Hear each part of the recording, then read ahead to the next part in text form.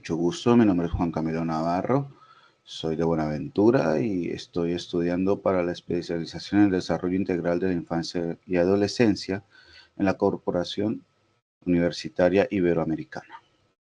El día de hoy voy a presentar una problemática y unas posibles soluciones a la problemática, que va a ser sobre jóvenes víctimas de violencia en Buenaventura. Mi docente asesora es Adriana del Pilar Romero Rivera. Bueno, la problemática inicial es cómo afectan los contextos violentos a los adolescentes en Buenaventura. Esta es una problemática elegida a partir de mi proyecto de grado, que es precisamente sobre la percepción de la violencia que tienen estos jóvenes. Para ello me voy a apoyar en el boletín CODES del 2022. Es un boletín que se realizó también precisamente sobre este tema, pero relacionado al acuerdo final de paz. Entonces, en este boletín se habla sobre unas 58.000 víctimas reportadas en el distrito de Buenaventura por algún tipo de violencia durante el periodo 2017 y 2021. Y de esa población víctima de violencia, a partir de los acuerdos, del acuerdo de paz, casi el 40% de esas víctimas estaban entre los 14 y 28 años. Lo que dice que casi el 40% de las víctimas de violencia eran jóvenes. Y aquí no, en este boletín, si ustedes lo revisan, igualmente lo pueden encontrar luego en las referencias, van a encontrarse que no solamente son víctimas de una violencia de reclutamiento forzado y demás, sino también de desaparición forzada, confinamientos, ya sea por amenazas, también de amenazas, por cierto. Es distintos tipos de violencia de los que han sido víctimas que no recoge digamos, un solo tipo, sino la generalidad de la violencia que pueden propinar los grupos al margen de la ley. Entonces, en Buenaventura uno encuentra distintos grupos al margen de la ley, como pueden ser eh, los chotas, espartanos, grupos, digamos, células del ELN, de las AUC, por ejemplo, o del Clan del Golfo, que también se conoce como el Clan del Golfo. Bueno, vamos a continuar. Entonces uno encuentra que en Colombia la tasa de homicidios por cada 100.000 habitantes en el 2020 y el 2021 fue bastante alta y que llegó a superar la tasa nacional. Por lo menos eso es pandemia, eso es durante el confinamiento por el COVID-19. Y en ese entonces hubo un gran incremento en la violencia y también un gran control por parte de estos grupos al margen de la ley.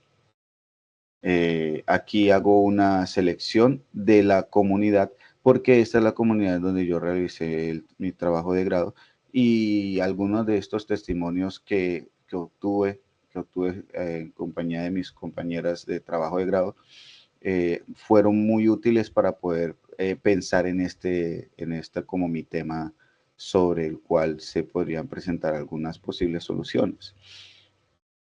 Entonces, los testimonios que yo tengo son de jóvenes que corresponden a la comunidad 6. Obviamente no doy barrios para poder proteger la integridad de las personas que cooperaron con la investigación. La forma en que los jóvenes perciben la violencia es crucial para su desarrollo y bienestar. La manera en que interpretan los diferentes tipos de violencia en su entorno puede influir en sus decisiones, comportamientos y relaciones con las demás personas. Y efectivamente eso es lo que nos encontramos, de hecho, es lo que uno puede evidenciar al entrevistar a esos jóvenes. Uno encuentra jóvenes con ceños fruncidos que siempre están, eh, digamos, pendientes de que no se les quiera atacar o no se les quiera decir algo ofensivo, algo por ese estilo. Entonces son jóvenes que no tienen miedo a responderle a otras figuras de autoridad. precisamente porque las figuras de autoridad también han sido perpetradores de la violencia para ellos. Entonces es un tema que los afecta de gravedad, de sobremanera. No importa en qué contexto, puede ser el contexto educativo también.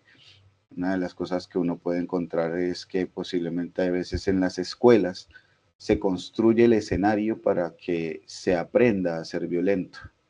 Y eso es lamentable, siendo que la institución educativa debería de servir para distanciarlos de esas maneras de actuar también y esas maneras de solucionar las cosas. Bueno, entonces entre los testimonios comparto dos. Por ejemplo, aquí dice en el entrevistado número 3, en mi comunidad el año pasado hubo varios tiroteos y bastantes muertos. Bueno, este año también hubo como 4 o 3 muertos. Se solucionaron con esa banda disque que los chotas y los espartanos se solucionaron. Ellos hablaron y ellos hablaron y todo, y tuvieron una paz como de 2 meses o 4 meses. No sé de cuánto era la paz, porque después volvieron a guerrear.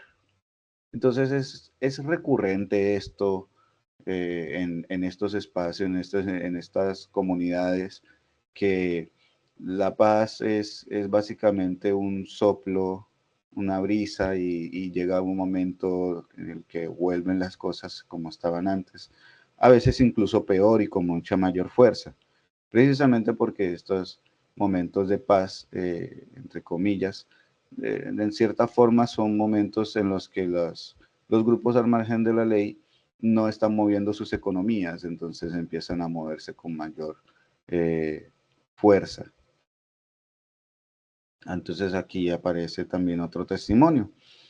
Este es un testimonio de una joven que está hablando de cómo de su colegio, precisamente a propósito de lo que mencionaba sobre las escuelas como escenarios para el aprendizaje violento. Entonces dice, uno llevó un cuchillo y el otro no llevaba nada. De ahí le quitamos el cuchillo al otro y pelearon en la calle. O sea, pero todo el mundo sabía de esa pelea, ¿no? Uno estaba atento a esa hora. De ahí se armó una riña y ahí pelearon.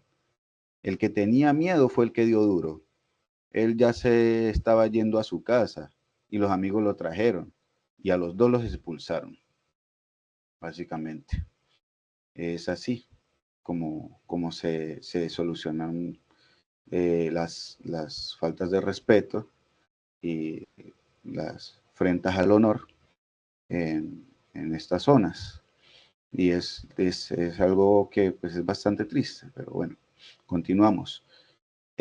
Como posibles soluciones, yo acojo las recomendaciones de CODES, que es el informe del cual me basé para poder realizar esta presentación. Y habla de unas 5 recomendaciones. La primera es implementar una estrategia distrital para prevenir el reclutamiento de jóvenes por parte de los grupos armados. Para ello es imperioso una atención focalizada sobre esta población.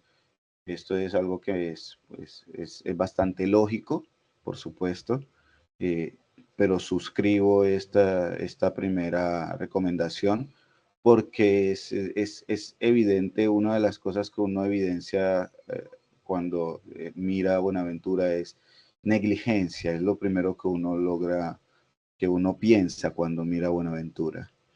Piensa en negligencia, en abandono, en olvido. Segunda recomendación, priorizar la creación de una Secretaría de Juventud o darle mucho más alcance a la coordinación existente, ya que no tiene mayor trascendencia dentro de los barrios y organizaciones juveniles. Y esa es precisamente lo que estoy diciendo de la negligencia. Básicamente es como si la administración local no tuviese ningún poder sobre los barrios. Es como si los barrios ya estuviesen repartidos. Y de hecho este informe se puede encontrar que hay distintos grupos al margen de la ley en los distintos barrios, en las distintas comunas que tienen poder, su poder arraigado en ciertas comunas.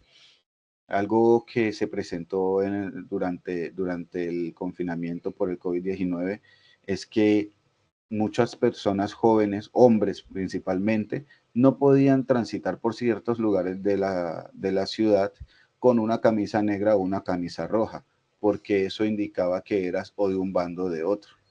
Entonces, empezaban a asesinar personas solo por tener un color de una camisa. Y pues no era algo falso, es algo que realmente ocurrió. Puede parecer exagerado, pero realmente fue así. De manera análoga se debería consolidar la Oficina Asesora de Paz y tener agenda en el posconflicto, porque pues el posconflicto, pues en Buenaventura no, no se sabe si se habla todavía de un posconflicto. Pues pareciera que el conflicto en Buenaventura nunca acabó. Entonces, un tema que debería de empezar a discutirse ahora sí en estos territorios. Fortalecer la articulación y difusión de los programas públicos y privados orientados a atender a la población joven. Acompañar a las organizaciones territoriales, defensoras de derechos humanos y las víctimas para que en el marco del Sistema para la Paz puedan seguir monitoreando y alertando las vulneraciones de los derechos humanos y el derecho internacional humanitario. Claro, porque recordando precisamente la palabra que dije antes, negligencia. Eh, Se olvida por completo a los defensores de derechos humanos, se olvida por completo a los derechos humanos, se olvida por completo a la población. Y precisamente por eso es que siguen ocurriendo vulneraciones a lo largo y ancho de esta ciudad.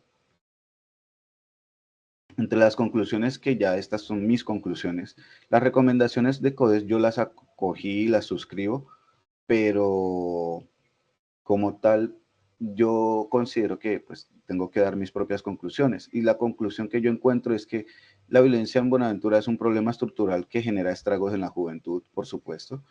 Se puede evidenciar con los testimonios también. Las soluciones para la violencia en Buenaventura no pueden ser aisladas para un solo tipo de violencia. Deben ser soluciones integrales para abarcar el carácter multidimensional de la problemática. Y esto es algo que yo considero que debe de evaluarse, porque es natural pensar que la violencia, cuando uno habla de violencia, es natural que te pregunten qué tipo de violencia hablas. Me hablas de violencia intrafamiliar, me hablas de violencia del bullying, me hablas de... Pero si uno se pone a revisar el contexto en el que vienen estos jóvenes, se da cuenta de que la violencia está completamente conectada y se conecta precisamente con estos grupos al margen de la ley que empiezan a establecerse como unos formadores directos para la violencia. Entonces, es en este sentido que la solución no puede ser guiada solamente hacia un solo sentido o hacia algo son totalmente específico. Digamos, incluso si se soluciona el problema de las personas, de los grupos al margen de la ley, si se empieza a distanciar, obviamente, estos grupos de los jóvenes, muchos de estos jóvenes van a seguir repitiendo lo que ya aprendieron. Entonces es necesario que haya una solución integral y que requiera mucho más estudio. Los procesos de paz deben incluir la participación de comunidades para ser legítimos y no solo entre grupos armados. Creo que eso último es definitivo. Los procesos de paz deben incluir la participación de la comunidad porque se hacen procesos únicamente entre grupos. Se hacen conversaciones entre grupos pues para que no ataquen a la población. Pero cuando se vaya a hacer un proceso es necesario que también la población tenga participación para que la población también pueda hacer la paz consigo misma, que los barrios puedan hacer la paz entre ellos. Las comunidades de Buenaventura, porque son muchas comunidades en Buenaventura, puedan también disfrutar de la paz. Recursos adicionales, estos son los recursos que utilicé.